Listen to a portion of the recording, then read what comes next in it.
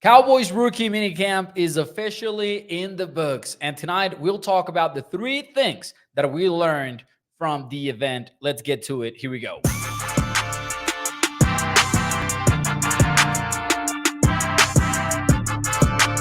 What is up, everyone, and welcome into Primetime Streaming with you live every Sunday and Thursday night at 8 p.m. Central and catching up with you guys in between with short, quick hitting videos. Tonight, we'll talk some Cowboys rookie minicamp, and I know it's been a few days since it ended, right? It ended over the weekend.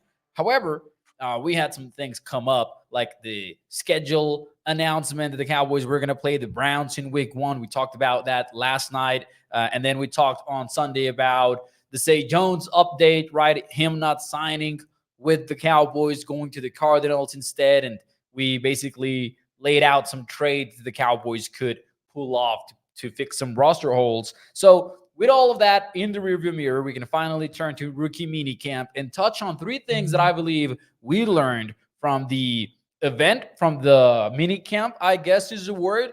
And although it is about rookies, we really don't get to learn much about them like we do in training camp, because you're not really watching clips of the players. You're not watching team drills. They're not wearing pads. Nothing about of that nature is going on the playing field. So instead, where you learn things about these players and the direction that their careers are going to take is rather hearing coaches talk, hearing players talk, and try to find out what they're saying in between lines to really interpret what is ahead of them.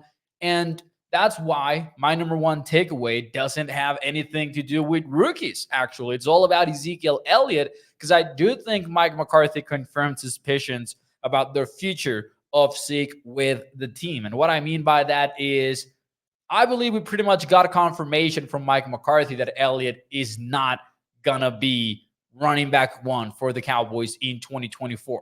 Now, what does that mean precisely? I think mainly you're not going to see Zeke on the same role that he had for the Cowboys before he left in 2023 when the Cowboys released him. The quote from Mike McCarthy, the most important one in my view, is when he was asked if Zeke would be the same guy as before. And I think McCarthy was pretty honest when he said, and I quote, "I don't think that's fair."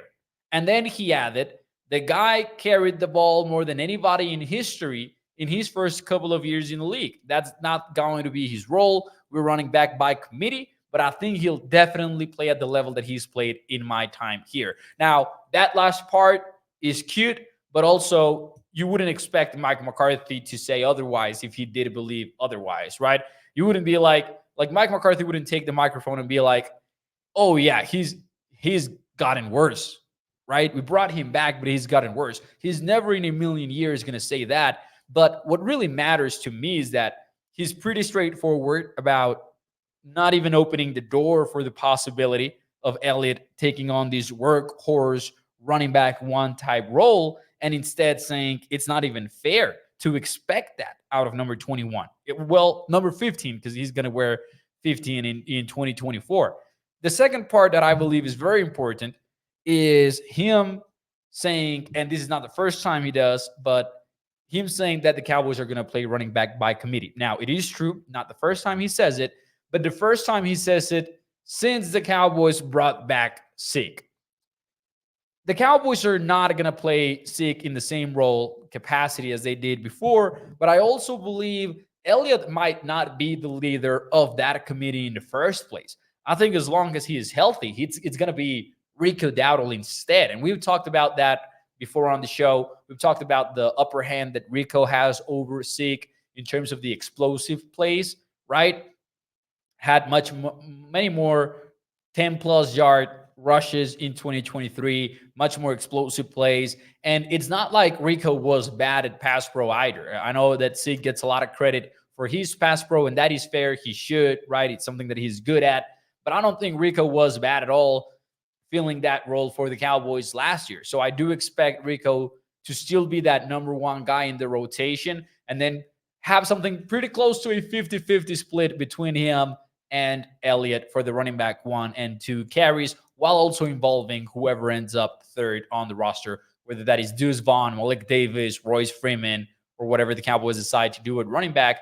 Big takeaway, though, Zeke pretty much confirmed. We're not speculating anymore. We're not sharing an opinion here. We now have confirmation from Mike McCarthy that it's going to be a committee. It's not going to be workhorse version of Zeke. Takeaway number 2, though, for the Cowboys, takeaway number 2 from the Cowboys rookie minicamp is also about a confirmation, this time for Cooper Beebe.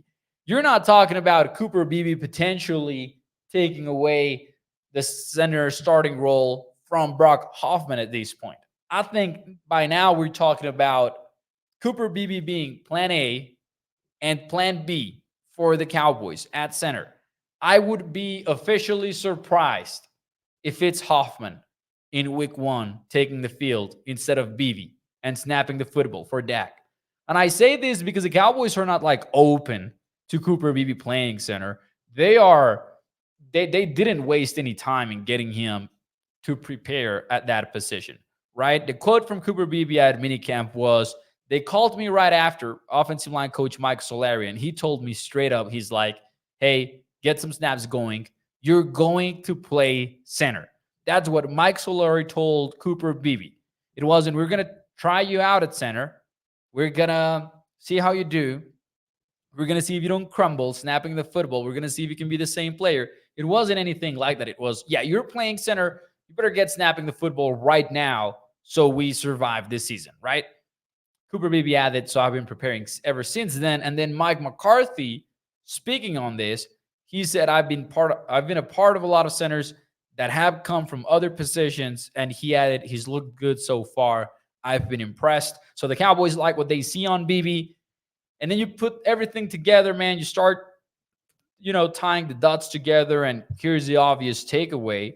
Cooper Beebe was not seen in the same light as Tyler Guyton in terms of being a player with upside and somebody that is going to take some time to get acclimated to the NFL. Cooper Beebe was instead seen as a player that could be a plug-and-play starter, and maybe his upside was a little bit limited, right? Because even though he played guard and tackle in college, he's not going to play tackle in the NFL because of the arm length. He might even struggle at guard because of the arm length, because it's very short arms. But he's a guy that could start day one, right? And he's got the physicality. He's got the play strength. He's got what it takes to survive out there in an NFL playing field.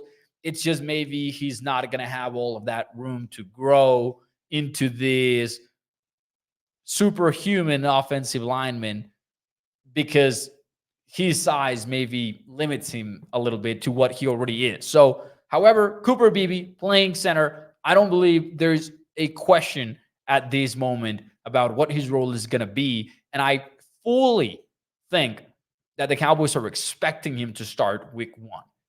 Hoffman, he deserves some respect. He deserves the credit for doing what he did last year, filling in for Tyler Viotish, holding his own. And I know Stephen Jones said that, hey, Brock Hoffman is going to put up a fight for the role. Yes, but it's going to be, at this point, in my opinion, a disappointment if Cooper Beebe does not win that battle when training camp comes around, especially because of that high floor aspect of things. Now, takeaway number 3. I'm going to cheat a little bit here because I want to mention 2 things, right? So I'm going to do a little bit of a 2-in-1 because I think in a way they kind of tie together. But I want to talk about 2 late round draft picks for the Cowboys that made some comments that got me excited. And I'm going to pair them together as my third and final takeaway. By the way, let me know in the chat, which rookie are you the most excited about learning more in this offseason process, right? Not exactly who's a rookie that has you the most excited, but who do you want to find out a little bit more about? Let me know in the comments. I'll be looking at what your answers are later on in the day and seeing what you guys have to say and maybe even finding the time to create content about them as well. But here's my final takeaway. Nathan Thomas and Carson are fully embracing the fact that they're going to be versatile players, right? Let me see if I can find these quotes very quickly while I record this. But Carson, I want to start with Carson. Quarterback out of Wake Forest, you know that. And you know that he's versatile, right? That's his calling card. That's his case to be drafted in the NFL. He can play inside, he can play outside, and he fully embraces that.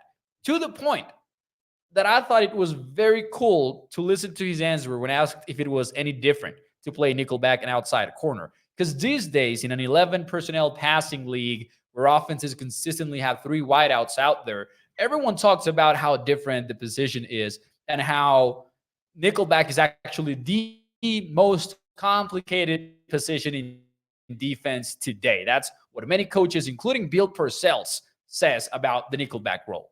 Because you gotta be physical, you gotta fit the run, you gotta be willing to make those tackles within the box, but you also gotta be ready to go and take that number two receiver on that vertical route over the seams. And it's difficult because you gotta take care of all that. But when they asked Kaylin Carson, hey, is it different? He was like, not really.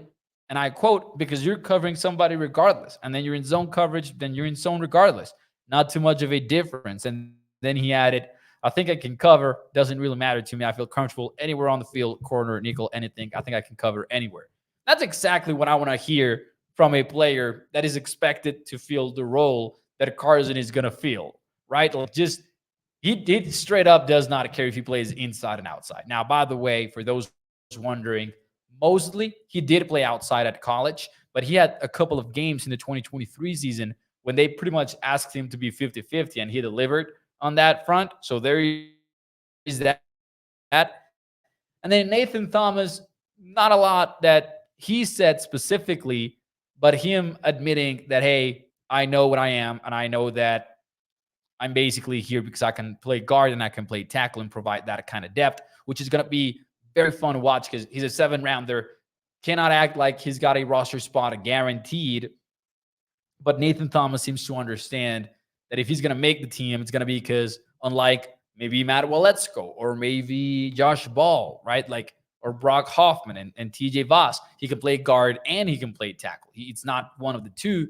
He can play both. So excited about those versatile players late in the round. Mike McCarthy did say something about how that allows you to basically have much more answers when the time comes to fill in for or to replace several players that are injured. The actual quote from Mike was, that is the reality of it, because when you do have versatility, if you can make those decisions early in the week, you have a really good chance to make sure the guys are ready to win on Sunday. And he was talking within the context of how versatility makes players be a part of 53-man rosters, which is obviously a big sign that Nathan Thomas will be a part of the 53-man roster. But anyways, that will be it for me tonight, though. Hit the like button for me. Enjoy the rest of your night, and I'll read your comments about which rookie do you want to watch the most and learn the most about during the offseason. Thank you so much, and bye-bye.